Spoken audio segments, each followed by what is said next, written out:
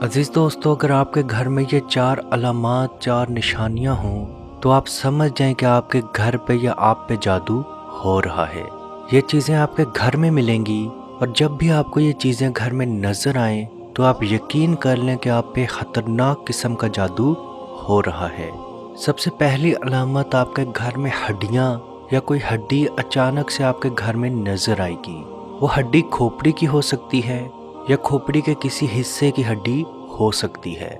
जादूगर ज़्यादातर इस मामले में एक हराम जानवर की खोपड़ी लेता है, एक जिंदे हराम जानवर को पकड़ता है और जिंदा होते हुए उसके सर में कील ठोक देता है।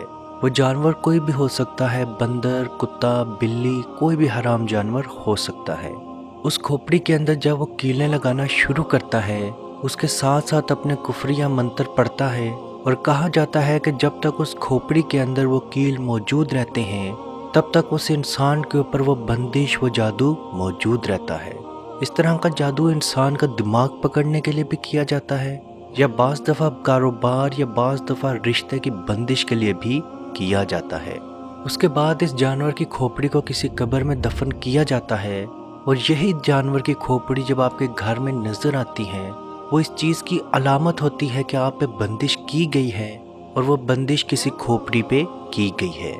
दूसरी अलामत, साफ सुथरे घर के अंदर कोई मट्टी नज़र आना, यानी कि ऐसी मट्टी जो आपके घर की ना हो और आपका घर भी बिल्कुल साफ सुथरा हो लेकिन अचानक से आपके घर के अंदर मट्टी नज़र आए।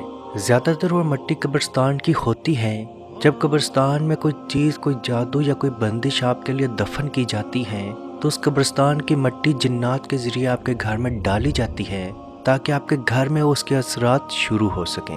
वो आमिल जो काले जादू का इलाज करते हैं उनका ये कहना है कि जब ये मट्टी आपके घर में नज़र आए तो उसको फ़ौरन साफ़ कर दिया जाए, वरना वो मट्टी अगर आपके घर में ज़्यादा देर तक रह गई तो आपके घर में तरह तरह की बीमारियां आना शुरू होंगी और किसी न किसी इंसान की जान ज़रूर जाएगी। तीसरी निशानी, घर के अंदर लॉन में या किसी भी जगह पे कोई चीज़ खोदी हुई या मट्टी खोदी हुई नज़र आए, यानी कि ऐसा लगे कि यहाँ पे किसी ने कुछ खोद के दफन किया है। ज़्यादातर ये चीज़ें जादू के तावीज़ होते हैं। ये जादू काफ़ी मुश्किल होता है क्योंकि जादूगर उस जादू करवाने वाले को आपके घर में दफन करने के लिए कोई जादू, कोई तावीज़ देता है। तो वो इंसान क्या करता है कि आपके घर के बाहर अगर आपके पास कोई लॉन है या घर के बाहर कोई जगह है या घर के अंदर अगर कोई जगह है तो वहाँ खुदाई करके वो आपके घर में चीज़ दफन कर देता है। चौथी निशानी ये कि आपके घर में कोई बर्तन, मट्टी का कोई बर्तन या कोई खिलौना अचानक से नज़र आ जाए। वो कोई गुड़िया भी हो सकती है, वो मट्टी की हांडी भी हो सकती है, यानी कि ऐसा खिलौना जो आपके घर में अचानक से नज़र आ जाए। बाज़ दफ़ा ताले के ऊपर, यानी कि बाज़ दफ़ा आपके घर में ऐसे ताले नज़र आते हैं, बंद हुए ऐसे ताले नज़र आते हैं जो आपको खुद भी याद नहीं होता कि वो आपके अपने ताले हैं। तो ऐसे ताले भी अगर आपको मिलें, बंद हुए, लॉक हुए अगर ताले आपको मिलें तो वो भी बंदिश के जादू की अलामत है। घर में खून के धब्बे, खून, हद से ज़्यादा खून के धब्बे आपके घर में नज़र आना, वो फर्श पे भी हो सकते हैं, दीवारों पे हो सकते हैं, छत पे हो सकते हैं। एक तो थोड़े से कतरे होते हैं, कतरे नहीं बड़े धब्बे, खून के बड़े धब्बे अगर आपके घर में नज़र आएँ तो यह भी खतरनाक तरीन जादू की अलामत है। बाज़ दफ़ा बंद घरों के अंदर भी गोश्त के टुकड़े नज़र आते हैं और वो टुकड़े भी इसी चीज़ की अलामत और निशानी है कि जिन्नात को या शैतान को काबू करके आपके घर में दाखिल किया गया है।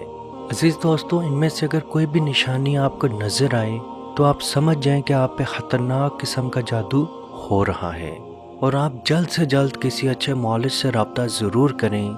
किसी ऐसे मौलिद से रब्ता करें जो अल्लाह और रसूल के बताए हुए तरीके से आपका इलाज करे। अब अच्छा मौलिद मिलना भी नसीबों की बात होती है।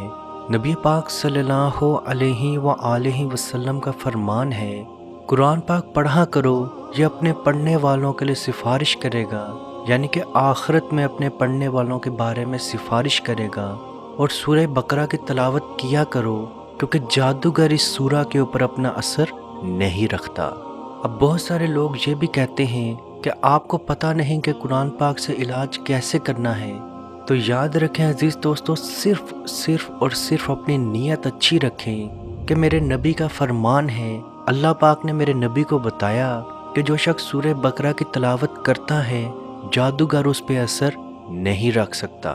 ایک اور روایت ہے، آپ صلی اللہ علیہ وآلہ وسلم نے فرمایا، جو شخص لگاتار 3 راتوں تک سورہ بقرہ کی آخری آیات کی تلاوت کرے تو 3 دن کے بعد جنات شیاطین اس کی زندگی سے دور چلے جاتے ہیں۔ اب آپ کے پاس یہ جادو کی نشانیاں موجود ہیں تو آپ اپنا علاج کیسے کر سکتے ہیں؟ اگر آپ کو اچھا معالج نہیں مل رہا تو سب سے پہلے آپ نے اپنے گھر کے تمام کمروں میں ایک ایک مرتبہ اذان دینی ہے۔ یہ اذان لگاتار 15 دنوں تک آپ نے مغرب کے بعد روز دینی ہے۔ عورتیں بھی اذان دے سکتی ہیں۔ اب بہت سارے لوگ بولیں گے کہ عورتیں اذان نہیں دے سکتی، تو عزیز دوستو یاد رکھیں یہ اذان نماز کے لیے نہیں ہے، تو عورتیں بھی یہ اذان پڑھ سکتی ہیں۔ اس کے بعد آپ نے ایک پانی کا گلاس لینا ہے، اس پانی کے اوپر اعوذ باللہ بسم اللہ پڑھنے کے بعد 3 مرتبہ درود شریف پڑھیں، 7 مرتبہ سورہ فاتحہ، 7 مرتبہ یعنی کہ 7 ٹائمز آیت الکرسی، 7 مرتبہ سورہ بقرہ کی آخری 3 آیات کی تلاوت کریں، 7 مرتبہ سورہ مومنون کی آخری 4 آیات کی تلاوت کریں، اور 7 مرتبہ سورہ فلق، سورہ ناس اور سورہ اخلاص کی تلاوت کریں۔ آپ نے جب ایک سورت سے دوسری سورت پر جانا ہے، یعنی کہ آپ نے 7 مرتبہ سورہ اخلاص کی تلاوت کر لی، اب اعوذ باللہ اور بسم اللہ سے آپ نے سورہ فلق کی 7 مرتبہ تلاوت کرنی ہے۔ پھر جب سورہ فلق کی آپ نے 7 مرتبہ تلاوت کر لی تو پھر سے اعوذ باللہ اور بسم اللہ پڑھ کے سورہ ناس 7 مرتبہ پڑھنی ہے۔ آخر میں پھر سے 3 مرتبہ درود شریف پڑھ کے اس پانی پہ دم کریں، نہار میں وہ گھر والے بھی پانی پئیں اور اس بچے ہوئے پانی کو گھر کے کونوں میں، جو گھر کی دیواریں ہوتی ہیں، کمروں کی دیواروں کے کونوں میں چھڑک دیں۔ یاد رکھیں اس پانی کے اوپر آپ نے پاؤں نہیں رکھنا، اور ہر روز لگاتار 45 ڈیز تک 45 دنوں تک آپ نے سورہ بقرہ کی مکمل ریکارڈنگ گھر میں چلانی ہے۔ یاد رکھیں آپ نے یہ ریکارڈنگ مکمل دھیان سے سننی ہے، یہ نہ ہو کہ وہ ریکارڈنگ چل رہی ہو اور آپ اپنا کام کر رہے ہوں۔ میکسیمم 1.25 گھنٹے کی ریکارڈنگ ہوگی، وہ ریکارڈنگ آپ نے ضرور سننی ہے۔